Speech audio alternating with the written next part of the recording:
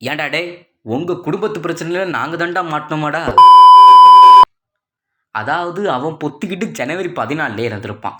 எங்க கூடயே சண்டைக்கு வரையாடா பையா அப்படின்னு அவனை எழுப்பி விட்டு ஜனவரி 10ஆம் தேதிக்கு வந்து குதிச்சிட்டான்.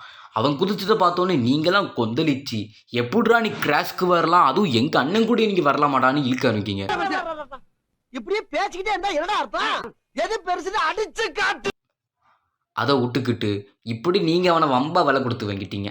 அவன் என்னன்னா உங்களை கேசரிக்கதும், நீங்கள் என்னென்னா தீய சக்திங்கிறதுன்னு மாறி மாறி உங்களுக்குள்ளேயே கலாய்ச்சிக்கிடுதீங்க. ஏன்டா அப்படி கலாய்க்கிங்க? 2 படமும் நல்லா தான் போகும்னு நினைக்க வேண்டியது என்னடா? அவன் படம் நாசமாக போயிடும்னா என்னடா அர்த்தம் டே? இப்போலாம் நம்ம ஆட்டம் போட்டுக்கிட்டே இருந்தோம்னா நம்மளை மொத்திக்கிட்டு போயிடுவாங்க. அதுக்கப்புறம் நம்மளால் ஒன்றும் பிடுங்க முடியாதுங்கிறதுல நான் தெளிவாக இருக்க போகிறேன் அப்படிங்கிறதுல சந்தேகமே இல்லை. 2 படமும் வெற்றி படமாக அமையணும் அப்படின்னு நம்ம இறைவன் கிட்ட வேண்டிடுவோம். கண்டிப்பாக நான் தேட்டரில் பார்க்க போகிறேன் 2த்தையும். பார்த்துட்டு ரிவ்யூ உடனே சொல்கிறேன். Bye bye.